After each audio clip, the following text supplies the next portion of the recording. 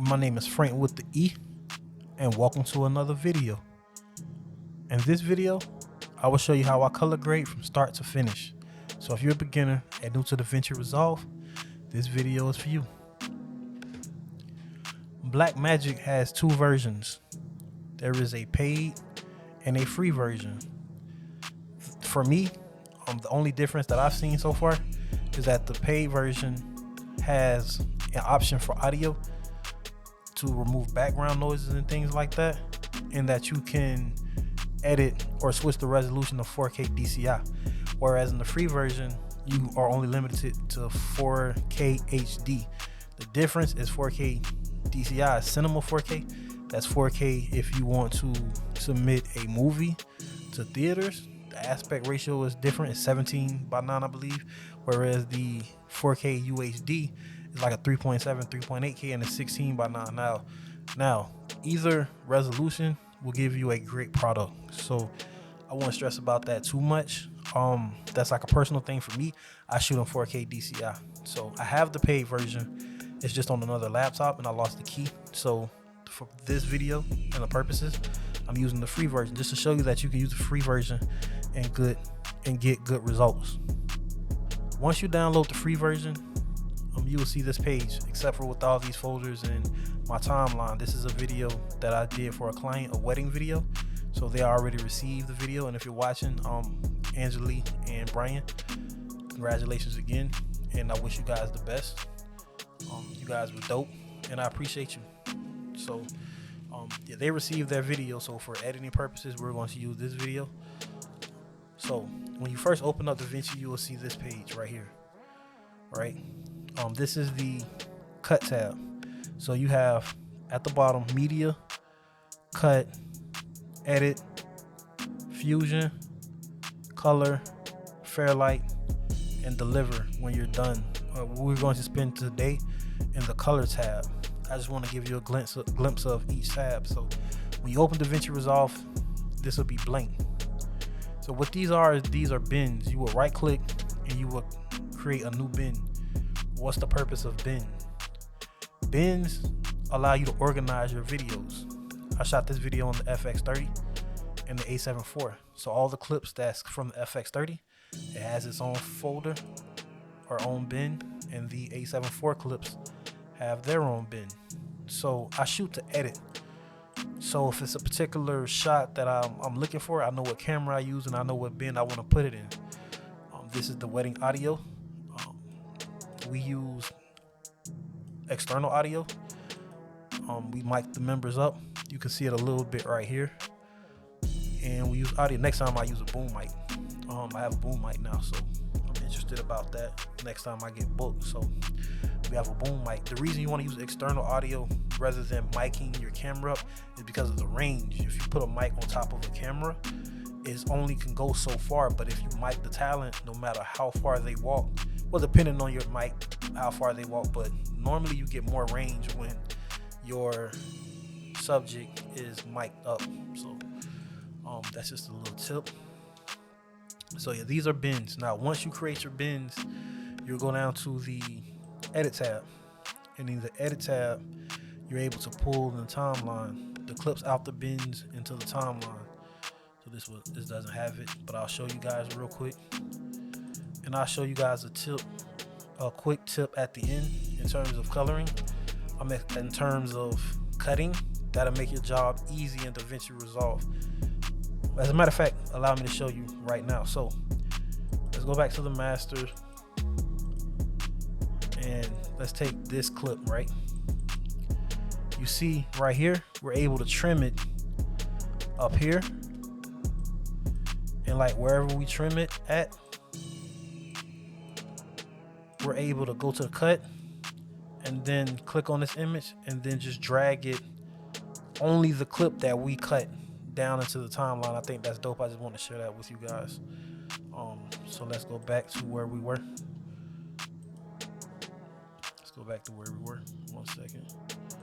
So I just want to share that with you guys before we go on to the color. Now I'm not going to spend too much time in each tab, but The media files is where you receive your media, all your media files. This is where you cut, like the example I just showed you. This is where you edit, where you drop things in timelines. You have your videos, you have your audio clips, you have your bins, of course. Align, just go to the master and you can select your bins. This is also where you have your effects. So if you want to do your video transition, your audio transition, your titles, things like that, you will do it in the editing tab. Fusion, this is where you can mask, you do overlay, things like that. If you want to get real fancy with the editing, you will come with Fusion. And then your color, which is where we're going to be in right now, is the color wheel. All right, so the color wheel. Once you come here, you'll notice at the bottom you have these 4 wheels. If you don't see it, it may look like this at the bottom, but if you go 2 over, 1, 2, you will have go to your color wheels. You will spend a lot of your time in the color wheels. This is where the magic happens. It's the only thing I use is the color wheels, right? So if you notice, you have your lifts, gamma, gain, and offset. The lifts adjust your dark tones, your shadows. Your gamma is your mid tones. Your gain is your bright tones or your highlights, and the offset is everything together, right? So if you look at our clip, you'll notice that our clip is kind of washed out. I'll show you 1 second. Go back to cut. Our clip is washed out. That's because we shot on Sony cameras what's known as S-Log3 or Cine EI. S-Log3 is a type of a gamma curve, which I'll make another video about later. So it allows your image to look flat, sort of like a RAW, like a B-RAW or RE RAW. And RAW is made to shoot this way so that you can have greater flexibility in post when it comes to color. You're in control of your own color. It's like if you took a picture in JPEG versus RAW. If you shoot in JPEG, then it's already colors built in. Or if you shoot on what they call straight out of camera, it's already colors built in. So you don't have that much flexibility when it comes to pushing and pulling colors. When you shoot RAW, you have greater control. So that's why I look washed out. But we're going to fix that. Now, if you go up to the top left, you notice it has gallery, which is your gallery, which is where you can get stills, pictures from your videos. And you have LUTs. Now, if you notice in DaVinci Resolve, they already have built-in LUTs. And LUTs just stands for lookup tables, right? LUTs are color filters without going into mathematical equations or anything like that. LUTs are your lookup tables, or it gives you a sense of color filters, and it helps you achieve a certain look. So you'll look at a LUT and say, hey, I want my image to look like that, and then you'll slap them. If you notice, for instance, if we went to film looks, you notice how it's already shaping the look of the film, right? So Joel Famolero did an excellent job with what is called phantom LUTs. And what he did was he really created LUTs through Sony, Panasonic, Blackmagic, even the iPhone 15, which is on my radar because I want to get back into mobile filmmaking. But he's created, and then if you have the iPhone 15 Pro or Pro Max, you're able to shoot in what is called RAW. So they have an Apple RAW that you can shoot, and it'll look just like this. And you're able to add LUTs and stuff that he created to that. And he created LUTs so that it can rival or it can match you closely to what is called the ARRI cinema cameras. And if you're not familiar with ARRI is like the top of the line cinema cameras. I think the cheapest cinema camera they may have on the market is like $6,000 or $7,000, and then it goes up from there. That's just the body. It's gonna be more once you rig it up and get lenses and memory cards and things like that. So he created a way to where you can achieve the ARRI look from your Sony camera, Canon camera, Panasonic, and your iPhone 15. So you should definitely check those out first. Now, LUTs are not meant to be an end all, but they can be. It all depends. If you have a client who wants something within the next 24 to 48 hours, then LUTs is your go-to. But if you really want to get your hands dirty with color grading, then you can take that LUT and you can adjust it more. I'll give you an example, or we're about to do that now. So I have 2 packs of Phantom LUTs from Joe from Malaro. I have the Black Magic, and then I have the Sony FX6. Because I shot this with the FX30, I'm going to use the FX6 LUTs. And in that LUT pack, you have A7S3, you have RE LUTs, you have film LUTs. Film LUTs if I'm shooting a film, or RE for video, right? So, and if you notice, if you start looking, look at how it automatically changed the images already. So I like the Legacy. So here's an example, right? We're going to use the Legacy LUT, right? Now let's go back to the cut tab. I'm sorry. Don't allow. All right, so let's go back to the cut tab. We're going to go full screen and notice the difference. Let's bring this down. We're going to hit this at the top right. See the difference? Before, after. See? Now, when I look at what I was saying in terms of how good it is. If I could deliver this right now and the client would be happy, right? It looks good. It looks amazing. Like, I didn't really have to color grade. Everything is there. Now, with these LUTs, you have to keep in mind that when you're shooting, you have to have good exposure, or perfect exposure, right? Which I'll make another video for, but I'll show you how you can tell if your exposure is perfect. We're going to go over here to the bottom right, and you look at these color. Look at this color wheel, right? See if I can detach it. See, all of these are your color curves, and it lets you know. See where the colors are. You want to kind of keep it between 800 and like 600 with the colors to let you know that they're flowing evenly, right? They're not too off. If it was way up here, your colors would be it'll be too off. It'll be too overexposed. And if it was down here, way down here, then it would be underexposed. So between 800 and 600 is where you want to keep it in terms of exposure. And there are tools on the camera that help you with the exposure. That would be another video. Let me get back. Now that we have that, now that I showed you what how to look for exposure, we're going to get into actual color correction, right? So remember those wheels I was talking about, the lift, gamma, gain, and offset? That is where we're going to start. And notice now I have the waveform. So as we push and pull, you will see it get, you see how it's moving? It will alter. So that allows you to remain honest in your color grading, to stay focused, and you know not to over or underexpose. Because you can do it in post, make an image too bright, too saturated, and things like that. But I'll show you guys another trick. We're going to add another node. We're going to name this gamma. We're going to add another node. We're going to name this gain. And we're going to add one more. I can't see the view, but we're going to move it. Or, add node.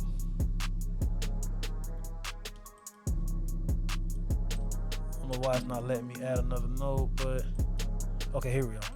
And then we're going to name this offset, but not like the Migos, just offset. So offset controls the whole picture, right? So let's reset the lift. Oh, we did. Okay, so now remember shadows, midtones, highlights, and the overall picture. Now we have the LUTs on the first one. So now we're going to go to the lift. Again, remember we were talking about bins and organization. Think of these as the bins of your color profiles. So we're going to go to lift. Because if you try to do it all on one node, you can get confused and mess the picture up. So we're going to go here and we're going to go lift. We're going to lift. I'm going to go down negative to about 3 or 4. And notice how it gets darker. What happened is you notice certain colors, it starting to get red up here. We're gonna correct that. So we're gonna and you notice how it gets darker. Now every time you touch one of these nodes, it's gonna get lighter, darker, but in certain areas. That initially it's gonna look like it's doing the same thing, but they're not. So we're gonna go about a negative 2. Just want a little darkness on the trees a little bit. Now your gamma, those are the midtones. To me, the midtones are kind of alright, so I don't really touch those. The gain, I'm not really gonna touch it. The highlights, I'm not really gonna touch it. Maybe a little, about 1.7, just so it can pop a little bit. And then the offset, I don't touch the wheels. So notice you have wheels down here, and then you have the wheels up here. This dots you can grab, and you can twist them, and you can go to infinity, right? So anywhere you want on the wheel. If you notice the lift wheel, you can go anywhere you want. Don't worry about messing up, because you can always go up here and reset. This doesn't reset the overall thing. This just resets the each individual wheel. They have their own. This up here resets the whole thing. So that resets all. If you hover over it, it'll say that, but these just reset whatever you did on the lift wheel. So notice on these wheels you have the color chart. So you already have your opposing colors, complementary. You have everything right here. So wherever you go on one, like for instance, if you go up here on lift, if you go to the up here, your offset, you have to go the opposite way of the wheel, right? So you see it. So wherever you go on one, on the lift and the offset, wherever you go on the lift, you have to go the opposite on the offset, right? So I just want to show you guys that. So I have my LUTs that I like, I have my image. So I'm just doing a little tweaking, because it's too, to me, it's a little too orange on the face. So I just wanted more of like a natural look, right? So you just play with the wheel. Again, I'm not a professional colorist. So you see, I'm not a professional colorist. So I'm just trial and error. And at the end of the day, this is all subjective. So whatever looks good to you is what look good. So as long as it look good, right? So we're going to I'll add another node for contrast.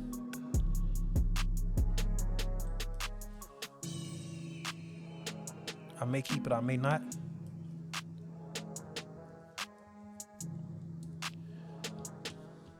See how it will look.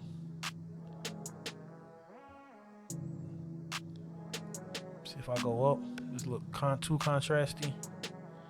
So if I go down about right there, it looks about just right. And don't be scared to perfect it. Like I say, as long as you're working with these color wheels, I like that. I like that pop. I just went up on the color wheels a little bit. I like that pop. Try to stay away from the temperature. It's easy to get caught up in the temperature and the tints. I touch the contrast a little bit. Now mid details, if you want it sharp, make it sharp, or if you want it a little soft, you can go there. Make it a little sharp a little bit more. Again, your shadows, that's your lift. Your highlights, you have them down here as well. But like I said, I primarily use just these 4 wheels, and that's it. I try not to go beyond these 4 wheels. There's other tabs. If you want to get fancy, I know people use this like to enhance people's faces and things like that. It's really up to you, sky's the limit. You see all saturation balance and yellows and skin, and yeah, you have all that. I haven't played with these yet. I keep it at these 4 wheels, and typically that's about it. 1 second, let's go to what the final image looks like. See, it looks good. Not too contrasty, not too red up here. The skin tone look natural. The jacket, that's the color that it is. It's separation from the background. I shot it at a 1.8 with the 50mm for this interview because I wanted that to look like a background. There's pros and cons. They call it the Zack Snyder look. If you ever watched the Zack Snyder film Dawn of the Dead, the movie he has out on Netflix. I can't think of the name right now, but if you watch those movies, you will see that he shoots like this the entire movie. And it's pros and cons. Like I say, the pros is it gives you that deep, shallow depth of field with the separation in the background, but for a whole movie, it can look fake. But that's what I like. That's what I adopted from him. Is shooting shallow, shooting at a real shallow depth of field, like going to 1.8 or 1.4. You don't necessarily need that, and that's not the sharpest that a lens go. Your lens is typically two stops high. Typically two stops higher is sharper. So if you have a lens that's a 1.4 or 1.8, it's typically sharper around 2.8 or 3.2 or 3.5. So that's just a rule of thumb. But the more you go up on your aperture, your f-stop, the less you get the shallow depth of field. You start to see everything in focus. So you just keep that in mind. So that's what I do. And that is it. And let's say, hypothetically speaking, everything else wasn't color graded. Let's go here. You can erase this. Let's reset nose grade. And let's say now that we color graded this and we have another clip that he's in, what we can do, instead of having to do everything over again, you just hover over, you select the clip, you hover over to the clip that has the color grade, and you just hit the middle ball on the mouse and it automatically color grades it for you, right? So yeah, like I said, this pretty much looks good. Yeah, I still can do some minor tweaking if I want to, because it does still look kind of red. Yeah, if I wanted to drag it down, but I think that was kind of light. I was hitting it because we were on a porch, so be mindful. But we can always tweak it if you want it to be like right here. If you want it to be so, but then it's introducing more green, and I think that's the thing with Sony cameras is it's a lot of green that's in the skin tones. To me, honestly, the best color science is the black magic. In terms of consumer cameras, Sony's, or cameras in general, Sony's, Panasonic, Canon, Blackmagic, because Blackmagic is strictly cinema camera. They're not a hybrid camera. The FX3 is a hybrid camera. If something like the FX6 is video only, however, their colors, the Blackmagic has the best colors in my opinion in terms of cinema camera, or cameras in general, outside of the Ari. But again, I haven't tested the Ari. One day I will have an Ari, and then I can test it and then let you guys know. But we went to the gamma, tweaked the gamma a little bit more. See, you just move the wheel, and you see it, and you notice every time we move over here, it moves, so it lets you know how far off you're going or if you're in range. So I'm gonna reset this one. Just gonna reset the gamma. Like I said, this looks good right here. You notice how it gets darker and lighter, but now it's getting the highlight. So yeah, or if I mess up, I can just always go back, right? See, so yeah, kind of like a little reality show. Yeah, so this is my editing workflow. Again, see, to me it looks good, it looks great, the client loves it, and that's just my editing workflow when dealing with color grading and color correction. The grading is applying a color to it, and color correcting is getting the colors in the scenes to match exactly how you want it to look. If you want green to be green, black to be black, red to be red, yellow to be yellows, that's color correction. You're correcting the colors from the color grade, right? So yeah, keep in mind, yeah, your nodes, you're going to separate your different edits, and it all syncs. That way you know where to go. If you mess the contrast up, you know that you corrected it here. If you need to offset something, you can go here, back to the offset. If your gamma, your gains, you create as many nodes as you want to. And again, at the end of the day, have fun. This is meant to have fun. If you can't have fun, then you shouldn't be doing it. So yeah, thank you for watching. Like, share, subscribe. Let's engage. Like, just comment. I'll comment back to everyone. So let's engage. Teach me something. If you're a colorist and you've been coloring for years, speak your truth. Speak your experience. Comment in the comment section and add value. What did I miss? What could I have talked about? Where was I wrong? I'm always good for correction. So if you're a colorist and you've been doing this for a while and you see something I missed and that you can add value to other people's, comment in the comment section. But yeah, again, this comes from color grading and color correction, from shooting in RAW or log. Make sure your exposure is proper. I'll go into another video on exposure. We'll go from there. I hope this video helps, and I appreciate you. I appreciate each and every one of you. I thank you, and you guys enjoy the rest of your day. Come back at the next video. Peace.